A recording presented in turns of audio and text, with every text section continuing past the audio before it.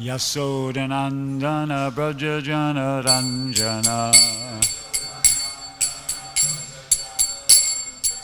Yasodanandana Brajajana Ranjana Yamuna Tira Banachari Yamuna Tira Banachari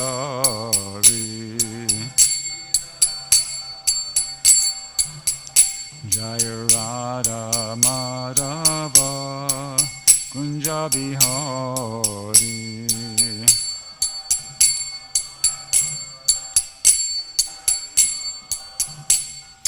Gopi Jana Vallabha Girivardhari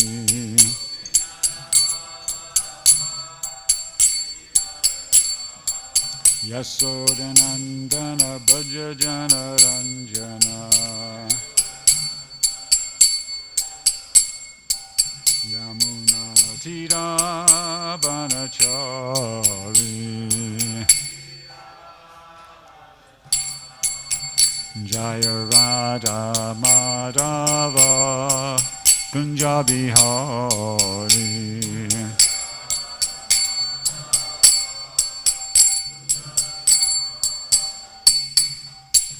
Vishnupad Paramahansa Paravajikacharya Sutta Shishimada's Divine Grace A.C. Bhaktivedanta Swami Srila Prabhupada Ki Jai ISKCON BBD Founder Acharya Srila Prabhupada Ki Jai Granthara Srimad Bhagavatam Ki Jai Go Pemanandi Hari Hari Bol. All glories to the assembled devotees, all glories to the assembled devotees, all glories to the assembled devotees. Om Namo Bhagavate Vasudevaya Om Namo Bhagavate Vasudevaya. Yeah, it's good. Om Namo Bhagavate Vasudevaya. So, reading from the Srimad Bhagavatam, 3rd Canto, Chapter 11, and we are up to text 38. Kalo yam dviparadhyakyo Kalo yam dviparadhyakyo Nimesha upacharyate Nimesha upacharyate Avyakritasyanantasya Avyakritasyanantasya Hi anadir jagat atmanaha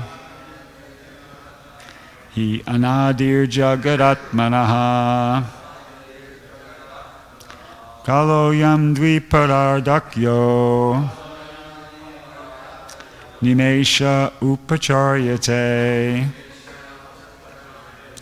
Avyakritasyanantasya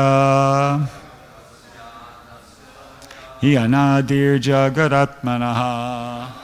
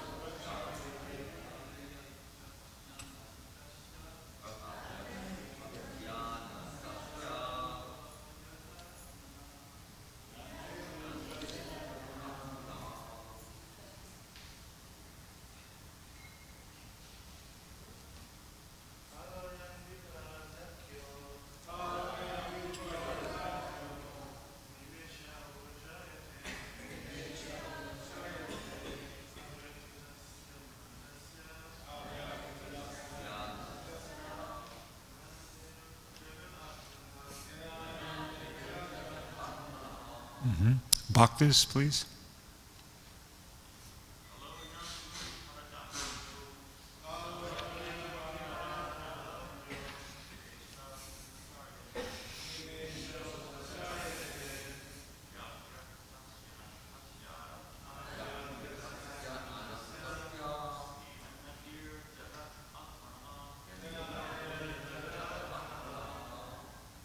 Rico? We did it already. Okay, great. Okay. Mataji's?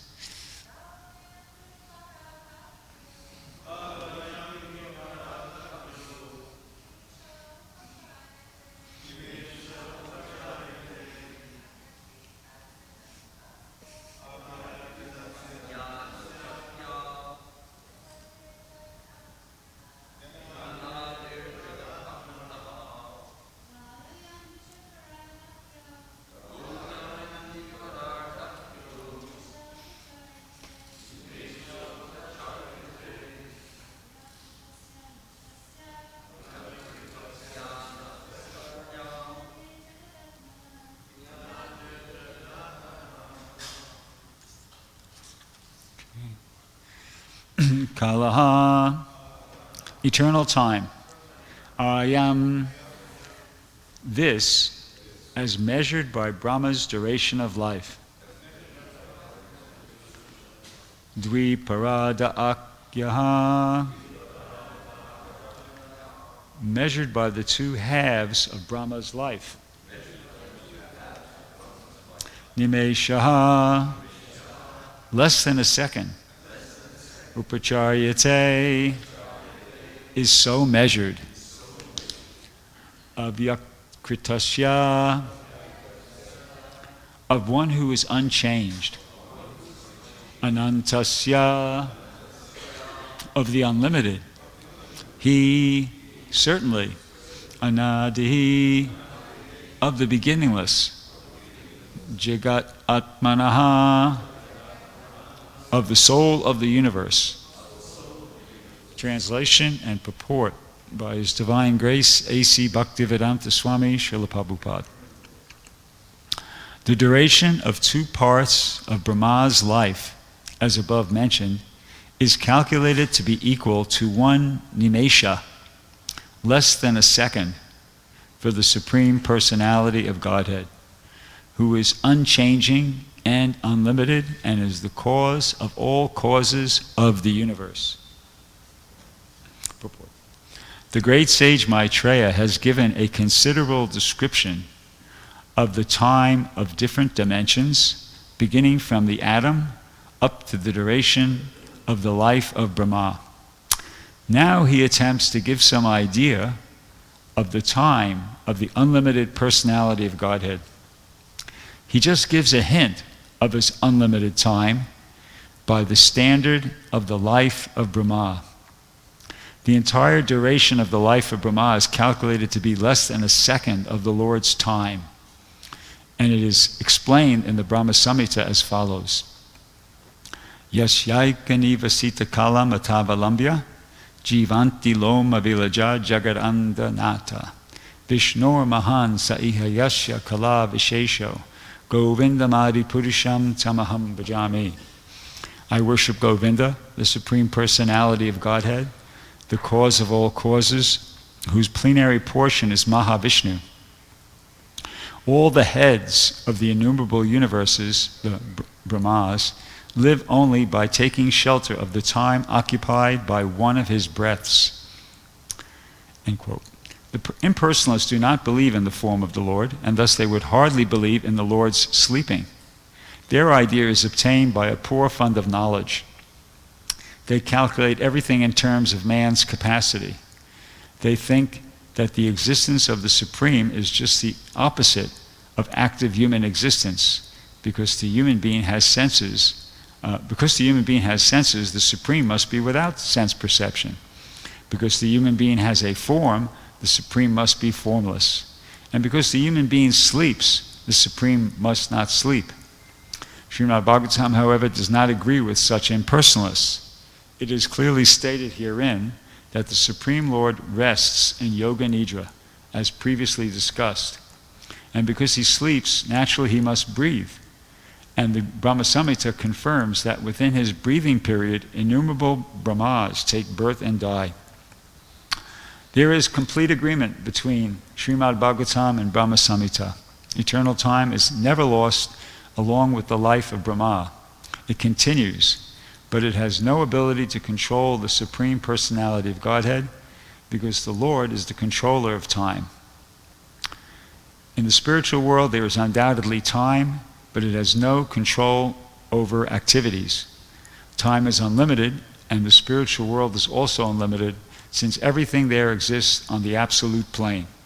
Om Gana Timiram Dasya Jananjana Shalakaya Chakshuru Militam Yena Tasmai Shri Gurave Namaha Shri Chaitanya Manobhistam Stapitam Yena Bhutale Swayam Rupa Kadamayam Didati Swaparantikam.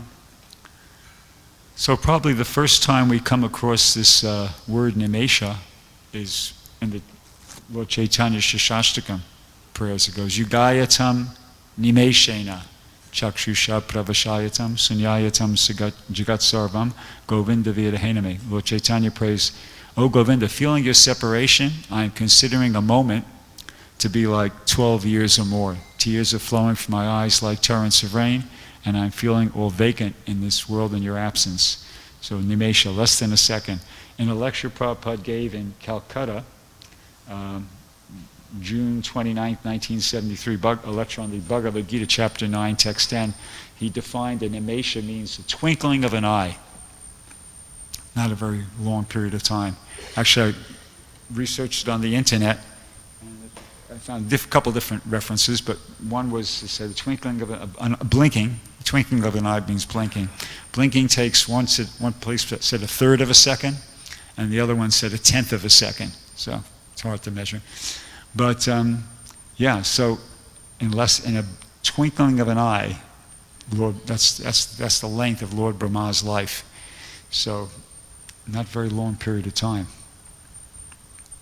So in less than a second. So assuming that, and then in the purport here it talks about how Lord Brahma lives for the breathing period of Mahavishnu, which is, a breathing period is, we heard defined earlier, as a prana, 4 seconds, 2 seconds out approximately. But in the purport here, Prabhupada says, Maitreya Muni, he's just giving a hint of his unlimited time by the standard of the life of Brahma. So it's just to give us an idea. Actually, Krishna's eternal. Krishna's time is eternal. It's explained in the Brahma Samhita, and it's sort of, Prabhupada makes this point towards the end of the purport. He says, eternal time is never lost along with the life of Brahma. It continues, but it has no ability to control the Supreme Personality of Godhead, because the Lord is the controller of time. In the spiritual world, there is undoubtedly time, and those things happen sequentially. It says, but it has no control over activities. So it's unlike time here, which has total control over activities. In other words, in the spiritual world, time is not a spoiler. It doesn't spoil anything. Whereas here in the material world, time spoils everything. Because of time, we get older. We don't look as good. We don't feel as good. We can't function as well because we have less energy, less memory, and then ultimately time ends our whatever enjoyment we're having in this material world altogether. So it totally spoils the whole experience. But in the spiritual world, it doesn't. As it says here, it doesn't have control over activities. And it's described in the Brahma Samhita in text 56 about time. It says, time is where there is existence, eternal existence of transcendental time. Who, so it refers to time as a person, who is ever present and without past or future. Hence, it is not subject to the quality of passing away, even for the space of half a moment. So, interesting how it's being referred to as a person. as opposed to just like a geometric coordinate or some sort of a force. And it doesn't pass away. No, it doesn't interfere with the activity. It doesn't interfere with the enjoyment in the spiritual world at all. So that's something to be noted. So, practically speaking, at least this is the question I asked myself in preparing for this class: what should all this mean to us? What's the significance of it?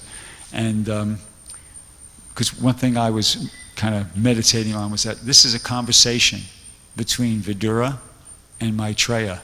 It's actually quite a long conversation. It starts way back in the beginning of this canto, and it goes all the way through till I think the end of at least into the fourth canto, maybe the fifth, I'm not sure.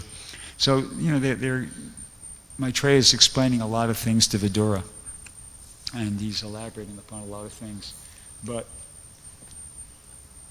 the Bhagavad Gita, the Bhagavatam is 18,000 verses. It's long, but Bhagavad Gita is 700 verses. So I just recently, I was listening to a lecture and Prabhupada said, in the Bhagavad Gita, Krishna kind of like summarizes everything. It's really concise. And I think there's two verses that really came to my mind that really summarize the take home, what we need to really learn from all this information. I mean, aside from it's good to marvel at how great Krishna is, the glories, the greatness of Krishna, that's totally legitimate. But what's the take home lesson? That's the point. What's the take home lesson? And for me, the take home lesson is expressed in two verses from the 8th chapter of the Bhagavad Gita, where Krishna says, just read the English, he says, at the beginning of Brahma's day, all living entities become manifest, and from the unmanifest state, and thereafter, when the night falls, they are all merged in the unmanifest again.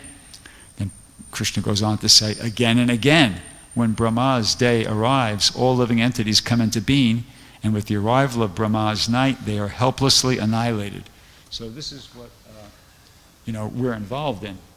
We're in this cycle of birth and death, and we're hearing here how during Brahma's day we're manifest, we're in different bodies. Then in the purport it explains that during Brahma's night, no body, you get merged. You have no body, you're merged into the body of Garbhodakshai Vishnu for 4.3 billion years. And then when Brahma's day comes around again, all the living entities are put into bodies, and the same thing. That goes on for Brahma's entire lifetime. And then at the end of Brahma's life, everything is Mahavishnu inhales, and all the universes go into the body of Mahavishnu. And that's for a really long time too. And the same thing, we're just kind of like out. No existence, no experience in any event. So,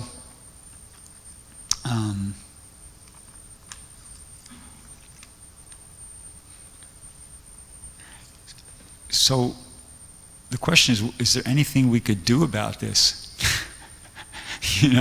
It's because it's not described by Krishna as a desirable experience. It's not what we want to be experiencing.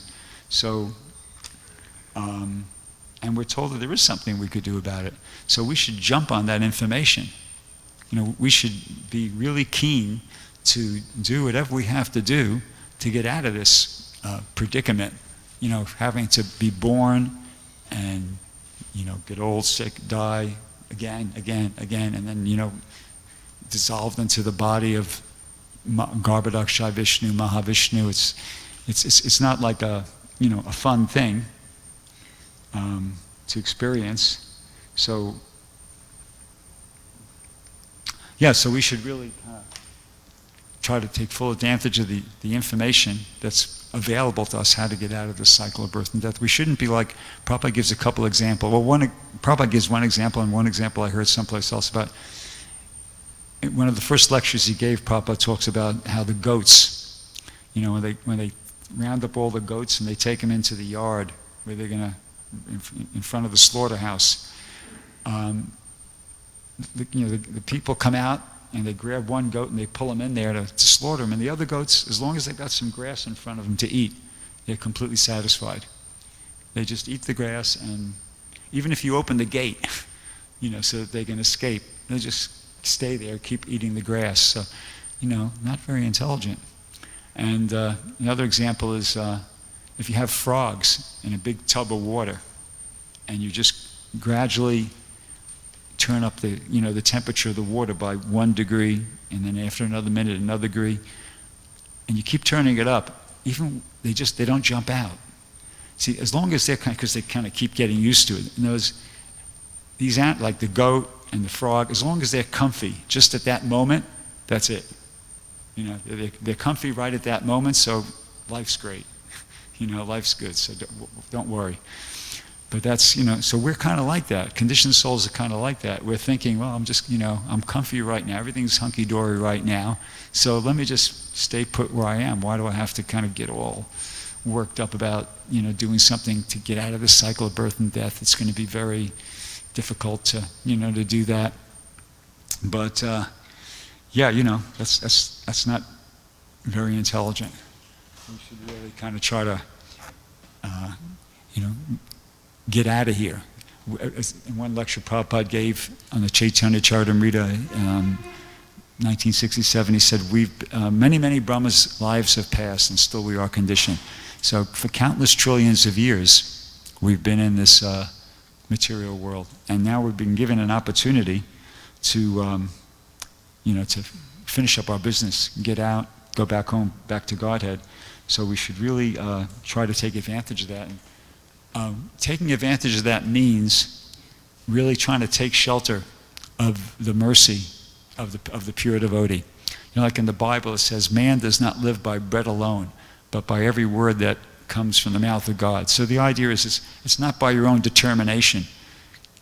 Determination has to be there, but it's not by your own determination that you're going to be able to become, get out of the cycle of birth and death. It's by the mercy of Krishna, which comes to us through the mercy of the spiritual master.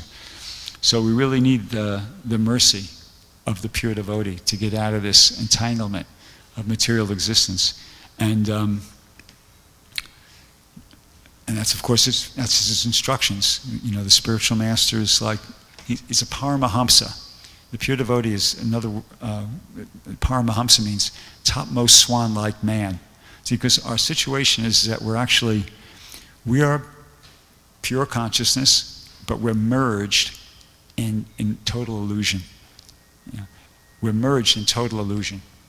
But it's not a perfect merge. If you remember from high school chemistry, when you learned about mixtures and homogeneous solutions, there's a difference. If you take a cup of water and you spill it in the bathtub, which is full of water, that's a homogeneous solution. That water just mixes perfectly with the water that's already there, and you can't distinguish between the water that was in the cup and the water that's in the bathtub, right? So it's a homogeneous solution. But milk, for instance, is what's called a colloidal suspension. It never really is. It's kind of like in a more extreme example, that would be oil and water. It's like, oil and water, you could mix them, but they don't really mix. Even after you kind of mix it, if you put olive oil and water and you shake it around, when it just settles after a few seconds, you could see, well, there's the olive oil. They're kind of mixed, but they're separate at the same time. So in the same way, we're like that. We're consciousness, and actually originally enlightened consciousness, and we're merged in illusion, the illusion of the material energy. That's our situation. So the swan has the ability, the reason why the devotee is called Paramahamsa is because the swan has a very unique ability. It is able to extract milk from a solution of milk and water. See? If you give a mixture, a solution of milk and water to a crow, he might drink a little bit and spit it out. Don't throw pearls before swine, so to speak. But the swan, he can dip into that, he dips his beak into that big trough or whatever of milk mixed with water, and he can extract the milk from the water. Right? So in the same way, the pure devotee can extract spiritual consciousness from this, the consciousness, the pure spiritual consciousness of the living entity that's merged or mixed up with all the material illusion. He can extract it. So we have to, take shelter of a personality like that, and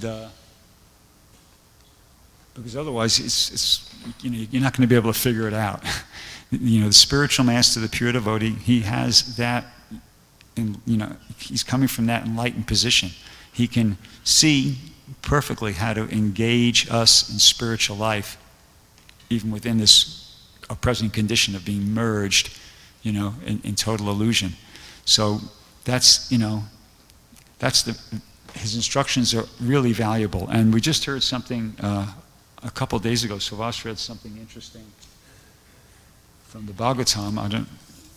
When he was doing his morning readings, something that really caught me was, and it just gave me a realization about how important are the instructions that are coming from the Supreme Lord and from the pure devotee. He read this one section where it said,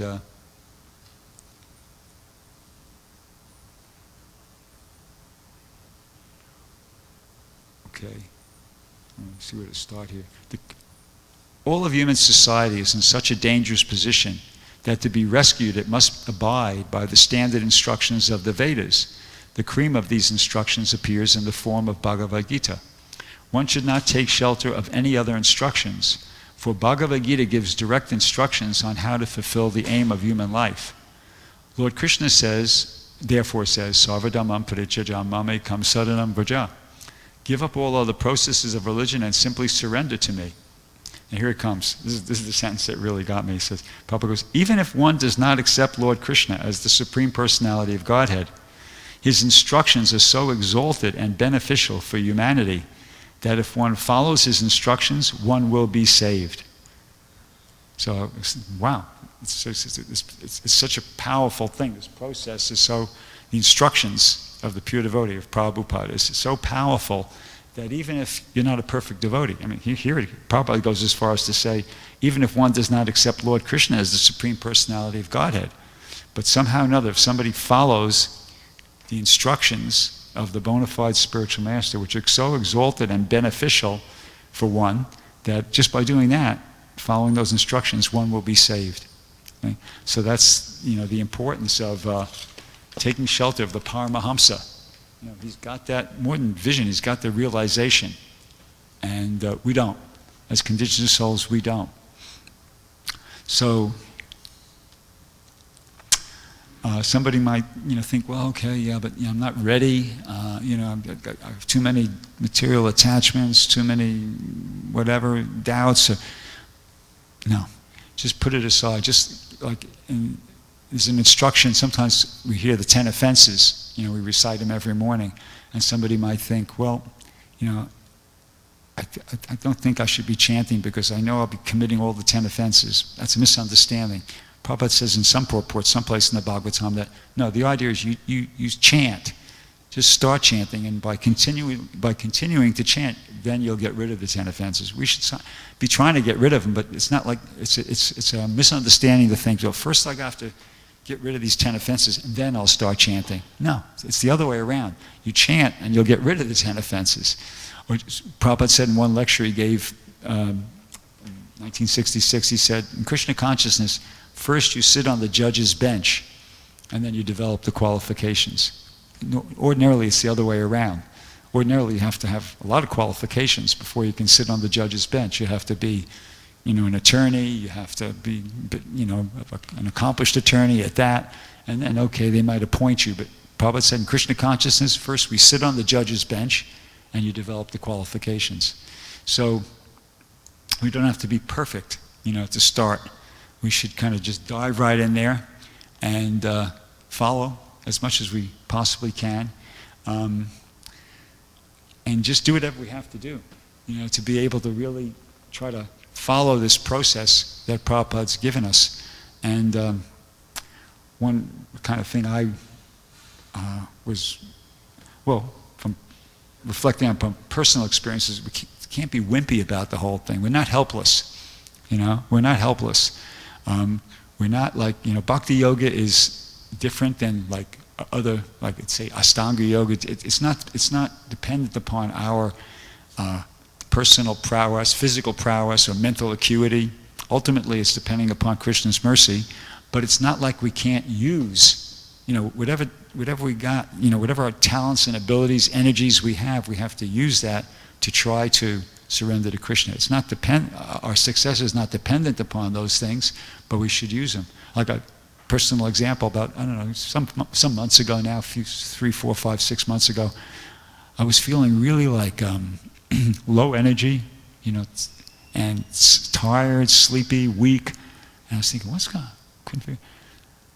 So I just decided, well, I'm not going to just accept this. So I just decided I got to do something. So I started doing bending and stretching and this, changed my diet and this and that, and it worked. I just was able to pull out of it. So the point is that, we're not helpless. Ultimately, we're depending upon Krishna's mercy.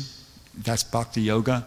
In the 10th chapter of Bhagavad Gita, Krishna says, out of compassion for them, I who am dwelling within their heart, destroy with the shining lamp of knowledge the darkness born of ignorance. So ultimately, that's what has to happen. Nobody's going to become Krishna conscious, actually understand what their swarup is, what their eternal spiritual relationship with Krishna is, without Krishna doing that, without Krishna, who, enlightening from us from within.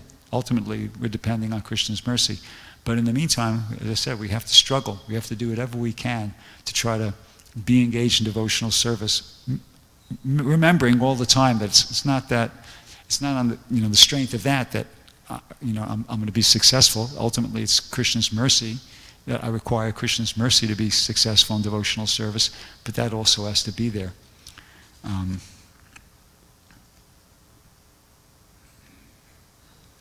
So I guess I'll stop there. Does anybody have any question or comment?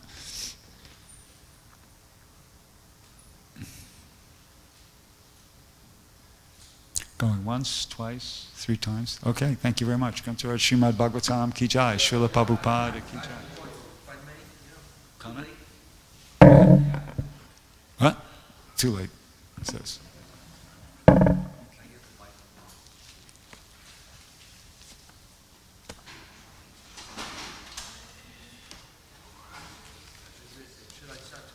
No, Swaz said wrap it up.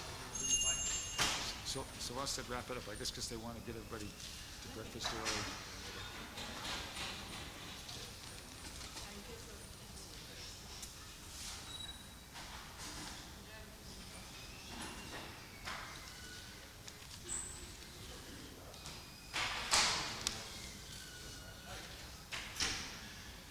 Nobody holds the mic, so I'll make a comment on this then.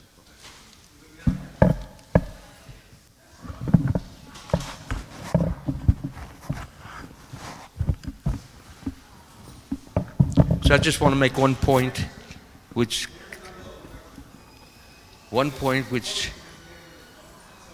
can I speak, please? This is a comment. The important point Bhrgupati had made is about the grace of God, and without that, nothing comes. But you don't get the grace of God unless you actually have the appreciation of all of God's mercies, all His kindnesses, all His loves, all His giving to all of us the things that we get. But if we just take them for granted, are indifferent. Can I have no talking? Okay, this is a comment. Okay, thank you.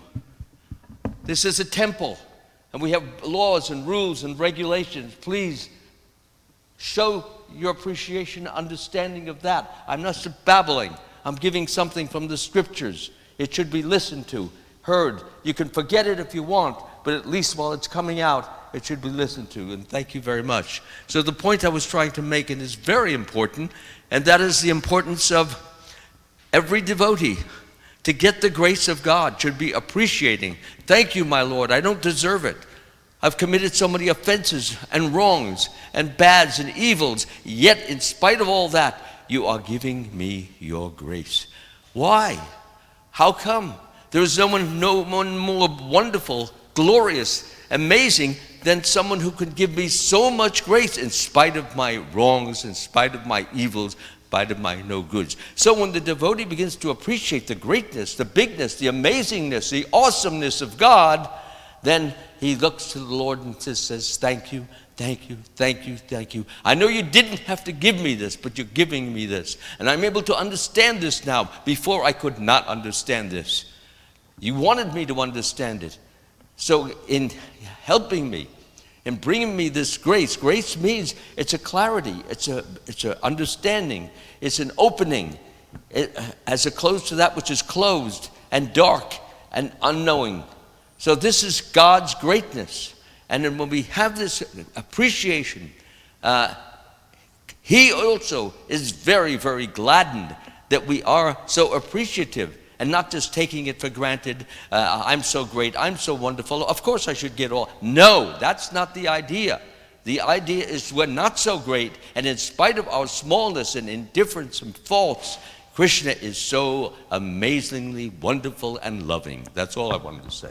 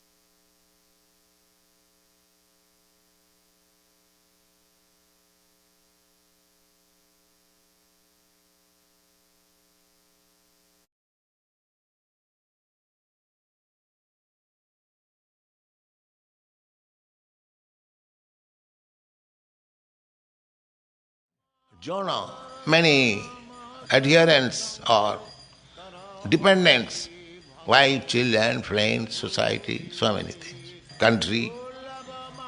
So, putra parijana, ithe ki ache parotitire. You cannot have any transcendental bliss in this. Kamala jaladala jivana talamat. The life is tottering. You cannot say when the life will be finished. The example is given, Kamala jaladala. Just like lotus leaf, if you put water on the leaf, it will not stay. It will be tilting. At any moment, it slips. Similarly, our life is like that, tilting. At any moment, finished. Kamala jaladala jivana bhaja haripada nitiri. Therefore, engage yourself in Krishna consciousness as much as you can finish before the death comes. That is your wish. And what is Krishna consciousness?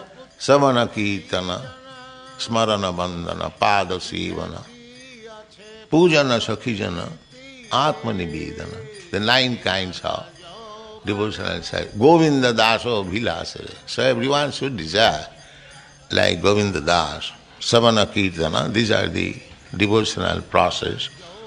Hearing, chanting, remembering, archan, worshipping the deity, bandhan, offering prayer. There are 9 kinds. So